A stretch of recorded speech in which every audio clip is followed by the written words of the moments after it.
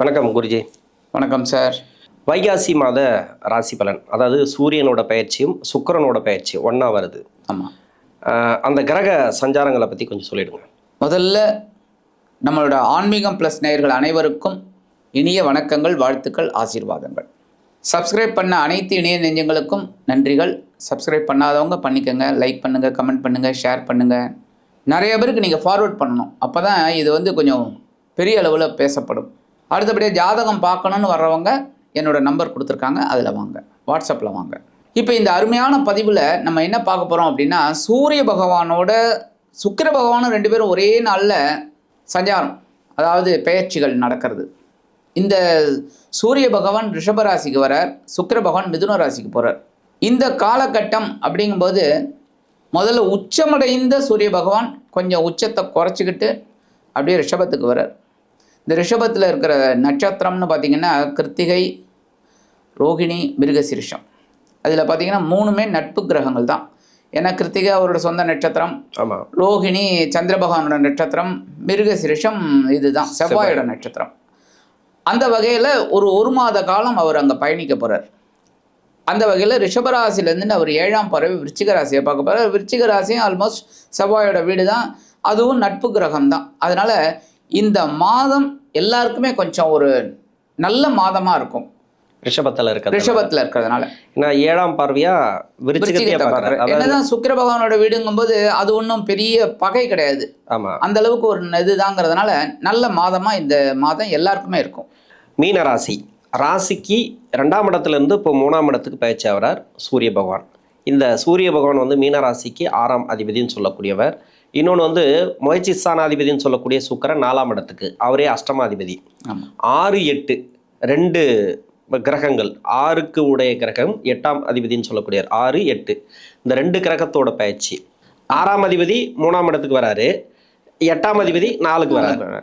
அதே மாதிரி இந்த பயிற்சிகள் எப்படி இருக்கும்? இந்த மீனராசி நேயர்களுக்கு இந்த மாதம் ஒரு பொன்னான காலம்னு சொல்லலாம். ரொம்ப கஷ்டத்தில் இருந்தாங்க, அப்பப்பப்பா சொல்ல முடியாது. இந்த சனி பகவான் அவங்க ஜென்மராசிக்கு வந்ததுலேருந்து கொட்டுன்னு கொட்டிட்டார், கொட்டி தீர்த்துட்டார். அவரோட கோபத்தெல்லாம் நல்லா காமிச்சிட்டார். மீனராசி நேயர்கள் கண்டிப்பாக கமெண்ட்ஸில் சொல்லணும். ஏன்னா எல்லாருமே அவஸ்தைப்பட்டாங்க. நிறைய பேர் பணம் இருக்கிறவங்களும் அவஸ்தைப்பட்டாங்க, பணம் இல்லாதவங்களும் அவஸ்தைப்பட்டாங்க. அதேமாரி குடும்பம் இருக்கிறவங்களும் அவஸ்தைப்பட்டாங்க, குடும்பம் இல்லாதவங்களும் அவஸ்தைப்பட்டாங்க. ஏதோ ஒரு ரூபத்தில் உத்தியோகத்தில், தொழில், வியாபாரம் எல்லாத்துலேயுமே அவங்களுக்கு ஒரு நெருக்கடி, மனநிலை அப்படியே ஒரு மாதிரி இருந்தது. இப்போ அதில் செவ்வாயும் கொஞ்சம் சேர்ந்துருந்தது ரொம்ப அப்புறம் செவ்வாய் விலகினோடனே கொஞ்சம் பரவாயில்லைங்கிற மாதிரி இருந்தாங்க. இப்போ நம்ம பேசுகிறது சூரிய பகவான் பயிற்சி, சுக்கிர பகவான் பயிற்சி. அப்படி இருக்கிற காலகட்டம் இவங்களுக்கு முன்னேற்றம் அருமையாக கிடைக்கும். ஏன்னா இந்த சூரிய பகவான் 2ஆம் இடத்தை விட்டு விலகி 3ஆம் இடத்துக்கு வரார். 3ஆம் இடம்ங்கிறது சகாயஸ்தானம், முயற்சி ஸ்தானம், வெற்றி ஸ்தானம், உடன்பிறப்பு ஸ்தானம். அந்த இடத்துல இவர் சூரியன் வர்றது நல்லது. செவ்வாயோட பார்வை விழுந்தால் கூட இவங்களுக்கு இந்த உடன்பிறப்புகளின் வழியில் ஒரு சந்தோஷம் கிடைக்கும். அதேமாரி முயற்சிகளின் பேரில் இப்போ அவங்களுக்கு ஒரு முன்னேற்றம் அருமையாக வரும், தைரியம் கிடைக்கும். இப்போ எதையும் சமாளிக்கலாங்கிற ஒரு வெறின்னு சொல்லுவாங்க பார்த்தீங்களா, அந்த இது கண்டிப்பாக கிடைக்கக்கூடிய ஒரு காலகட்டம் சூரிய பகவானால் கிடைக்கப்போகுது. ஏன்னா சூரிய பகவான் 6ஆம் இடத்து அதிபதி. 6ஆம் இடத்து அதிபதி அப்படின்னாலே பகையினுண ரோகம், பகைமை ஒழியும். ஏன்னா எப்படியும் பார்த்துடலாம் ஒரு கை அப்படிங்கும்போது பகைமை இருக்காது. ருணம் கண்டிப்பாக, கடன் சுமை குறையும். எப்படி வருமானம் வரும், உழைக்கக்கூடிய ஒரு வருமானம். அப்போ அந்த வருமானம் வர்றதுனால கடன் குறையும். உடல் ஆரோக்கியம் இப்போ தான் கொஞ்சம் தெளிவடையும். அந்த மாதிரி இப்போ சுக்கிரன் அப்படிங்கும்போது அந்த சுக்கிரன் 3ஆம் இடத்துல சனியோட பார்வையை வாங்கிட்டு கொஞ்சம் இவங்களுக்கு ஒரு ப்ளஸ் ஆர் மைனஸை கொடுத்துருந்தது. இப்போ 4ஆம் இடத்துக்கு போகிறார். 4ஆம் இடம்ங்கிறது ரொம்ப அற்புதம், கேந்திரஸ்தானம். இப்போ குருவோட சேர்றார். குரு 4ஆம் இடத்துக்கு வந்ததுலேருந்து இவங்களுக்கு கொஞ்சம் பரவாயில்ல, சமாளிக்கிறாங்க. இப்போ இந்த குருவும் சுக்கிரனும் சேர்றது இவங்களுக்கு ஒரு அற்புதம். வீடு, மனை, வாகனம் இதெல்லாம் வாங்கக்கூடிய ஒரு யோகம் இப்போ கிடைக்கும். ரொம்ப நாள் கழிச்சு இப்போ தான் அவங்களுக்கு ஒரு டேர்னிங் பாயிண்ட்டு. ஸோ அதிலெல்லாம் தடங்கள் இருந்தது, அதெல்லாம் இப்போ அவங்களுக்கு நல்லபடியாக நிவர்த்தியாகி ஒரு சொத்து சேர்க்கை உண்டாகும். அதேமாரி இந்த உறவினர்கள்லாம் இவங்களை கொஞ்சம் ஒதுக்கி வச்சுட்டாங்க. ஏன்னா எப்போவுமே காசு இருக்கிறவங்களுக்கு தாங்க மரியாதை. பணம் இல்லைன்னு வச்சுக்கோங்க, ரொம்ப கஷ்டம். என்ன அதான் சொல்லுவாங்க பாருங்கள், பணம் இல்லைன்னா பணம் கூட நம்மளை மதிக்காதான். பணம் மதிச்சு என்ன பிரயோஜனம்? ஆனால் அதுவே சொல்லுவாங்க அந்த மாதிரி. அப்போ இவங்களுக்கு அந்த ஒரு விரக்தியில் இருந்தாங்க. உறவுகள்லாம் இவங்களை ஒரு மதிக்கவே இல்லை, ஒரு ஜீவனாகவே. அவங்கெல்லாம் இப்போ தேடி வருவாங்க. இவங்களோட ஒரு சந்தோஷத்தை பார்த்துட்டு மன்னிச்சுக்கோங்க இல்லை ஏதோ ஒன்று சொல்லி அவங்கள்ட்ட அண்டர்ஸ்டாண்டிங்காக வருவாங்க. அந்த காலகட்டம் இப்போ அவங்களுக்கு திரும்புது. ரொம்ப அற்புதமான ஒரு முன்னேற்றம். ஓகே. இந்த மீனராசிக்கு வந்து 7ஆம் அதிபதியோட வீட்டில் 4ஆம் அதிபதி அஷ்டமாதிபதி, அதாவது சுக்கிரன். ஏன்னா சுக்கிரனை தான் நம்ம திருமணத்துக்கு எடுத்துப்போம் பொதுவாக. இந்த இந்த ராசிக்கு கிடையாது, ஆனால் பொதுவாக சுக்கிரன் வந்து பார்க்கணும். சுக்கிரன், செவ்வாய், குரு அப்படின்னு. சாதாரண இப்போ 4ஆம் இடத்துக்கு போகிறாரு சுக்கிரன். இது வந்து எப்படி இருக்கும், அதாவது திருமண வாழ்க்கை ரீதியாக? அதாவது முயற்சிகள் எடுக்கலாமா திருமணத்துக்கு? ஏன்னா நிறைய பேருக்கு வந்து ஜென்ம சனி போயிட்டு இருக்கு. ஆமாம். அதனால திருமணத்தில் நிறைய தடைகளை கொடுக்குது. ஒரு சில பேருக்கு வந்து கூடி வருது. இதில் வந்து கூடி வரவங்களுக்கும் ஒரு பதட்டம் இருக்குது. எடுக்கலாமா வேணாமா, பண்ணலாமா வேணாமா, நிறைய பேர் அதை கேள்வி கேட்குறாங்க. கரெக்ட். இப்போ சுக்கிரன் நல்லா இருக்கு, இப்போ 4ஆம் இடத்துல இருக்காருன்னு வச்சுக்கலாம். இது வந்து எப்படி இருக்கும் திருமணத்துக்கு? கண்டிப்பாக இப்போ திருமணத்துக்கு முயற்சி செய்தால் வெற்றி. ஏன் அப்படின்னா இந்த 4ஆம் இடத்துல சுக்கிர பகவான் இருக்கார். சுகத்தை கொடுக்கக்கூடிய ஒரு இடத்துல சுக்கிரன் இருக்கார். முயற்சி எடுக்க வேண்டிய இடத்துல சூரியன் இருக்கார். ஸோ 2ஆம் இடம் தன, வாக்கு, குடும்பம் ஏற்படுத்தி கொடுக்கக்கூடிய இடத்துல செவ்வாய் இருக்கார். ஸோ இவங்களுக்கு இந்த மாதம் அற்புதமான ஒரு முன்னேற்றம். தாராளமாக திருமணத்திற்கு முயற்சி செய்தால் குடும்பம் ஏற்படும். ஓகே, அற்புதம், வெற்றி கிடைக்கும். குடும்ப சூழல் எப்படி இருக்கும்? பொருளாதாரமும் குடும்ப வாழ்க்கை எப்படி இருக்கும்? சாதாரணமாக நீங்கள் பொதுவாகவே ஃபர்ஸ்ட்லேயே சொன்னீங்க ஒரு சிலது, இது தனிப்பட்ட முறையில். சாதாரணமாக இந்த மீனராசினியர்கள் அட்ஜஸ்டபிள் டைப் தான். கஷ்டத்துலேயும் வாழ்க்கை துணையை விட்டு கொடுக்க மாட்டாங்க, சந்தோஷத்துலேயும் வாழ்க்கை துணையை விட்டு கொடுக்க மாட்டாங்க.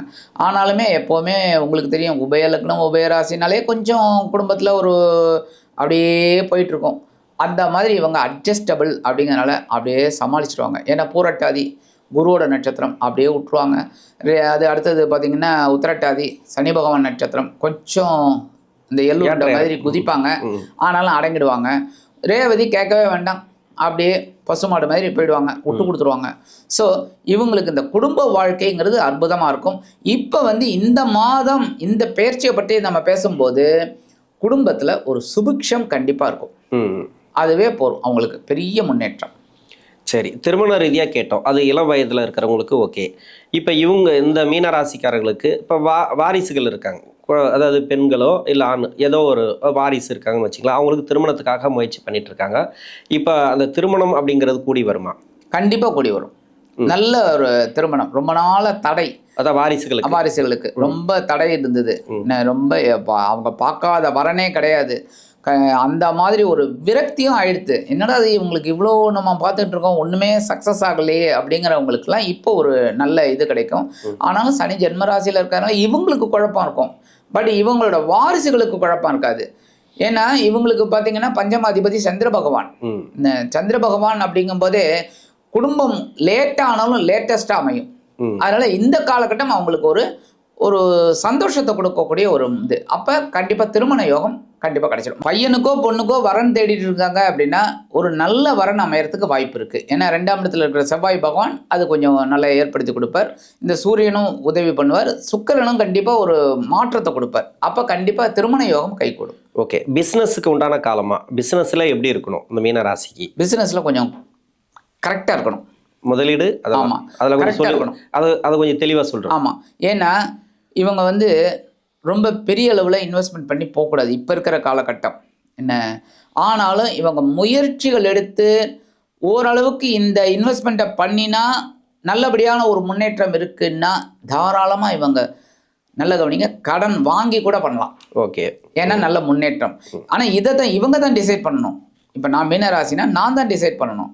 இவங்க யார் பேச்சையும் கேட்டு பண்ணக்கூடாது. இப்போ இந்த பிஸ்னஸ் எனக்கு நல்லா தெரியும்ப்பா, இந்த ஹோட்டல் பிஸ்னஸ்னு வச்சுக்கோங்க, எனக்கு இது நல்லா தெரியும், நான் பண்ணினா வெற்றி, எனக்கு இதில் அனுபவம் இருக்குது அப்படின்னா தாராளமாக பண்ணலாம். கடன் வாங்கி கூட பண்ணலாம். ஏன்னா 6ஆம் இடத்து அதிபதி 3ஆம் இடத்துக்கு வரார், முன்னேற்றத்தை கொடுக்கறதுக்குன்னு. ஸோ தாராளமாக எடுத்துக்கலாம். மீன ராசிக்கு உண்டான பரிகாரம் இந்த மாதத்துக்கு, ஏன்னா ராசிக்கு வந்து 3ஆம் இடத்துல சூரியன் 6ஆம் அதிபதி 6 குடையவர். இன்னொன்று வந்து பார்த்தீங்கன்னாக்கா அஷ்டமாதிபதி 4ஆம் இடத்துல. இந்த 2 கிரகங்கள் தான் இந்த மாதத்தை பற்றி பேசுகிறோம். அதாவது வைகாசி மாதத்தில். இந்த மாதத்தில் என்ன மாதிரியான பரிகாரம் பண்ணால் மீனராசிங்கிறது கொஞ்சம் நல்ல ஒரு முன்னேற்றங்களை பார்க்கலாம்? இவங்க வந்து இந்த அவங்களுக்கு எல்லா காரியமும் சக்ஸஸ் ஆகணும் அப்படின்னாலே சூரிய வழிபாடு பண்ணுறது ரொம்ப விசேஷம் எப்போவுமே. ஏன்னா அது பகைரோன ரோகாதிபதி இப்போ 3ஆம் இடத்துக்கு வரார். ஸோ ரொம்ப சக்ஸஸ், முயற்சி, வெற்றி.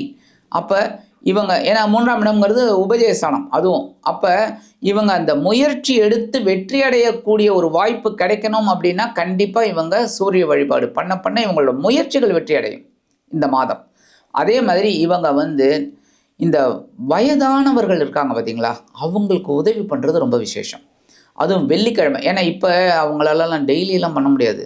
ஏன்னா அந்தளவுக்கு இவங்களுக்கு இப்போ ஃபினான்ஷியலி டைட்டு. அப்படி இருக்கிற பட்சத்தில் இவங்க வந்து வெள்ளிக்கிழமை வயதானவர்களுக்கு இவங்க அவங்களுக்கு என்ன நீடியோ தேவையோ அது பண்ணினாலே இவங்களுக்கு பெரிய விசேஷம். வெள்ளிக்கிழமை அது பண்ணினாலே போதும். ஆக இந்த 2 பரிகாரம் இவங்க பண்ணினாலே இவங்களோட உடல் ஆரோக்கியம் நல்லபடியாக இருக்கும், மன ஆரோக்கியமும் நல்லபடியாக இருக்கும், எடுக்கிற காரியங்களும் இவங்களுக்கு அற்புதமாக இருக்கும். ஆக இந்த பரிகாரம் பண்ணும்போது இந்த சூரிய பகவான் 3ஆம் இடத்துல, 6ஆம் இடத்து அதிபதி 3ஆம் இடத்திலும் அஷ்டமாதிபதி 4ஆம் இடத்திலும் இருக்கக்கூடிய ஒரு அம்சம் இந்த வாழ்க்கையில் ஒரு முன்னேற்றத்தை கண்டிப்பாக கொடுக்கக்கூடிய ஒரு மாதமாக அமையும் என்று கூறி விடைபெறுகிறேன். நன்றி. நன்றி.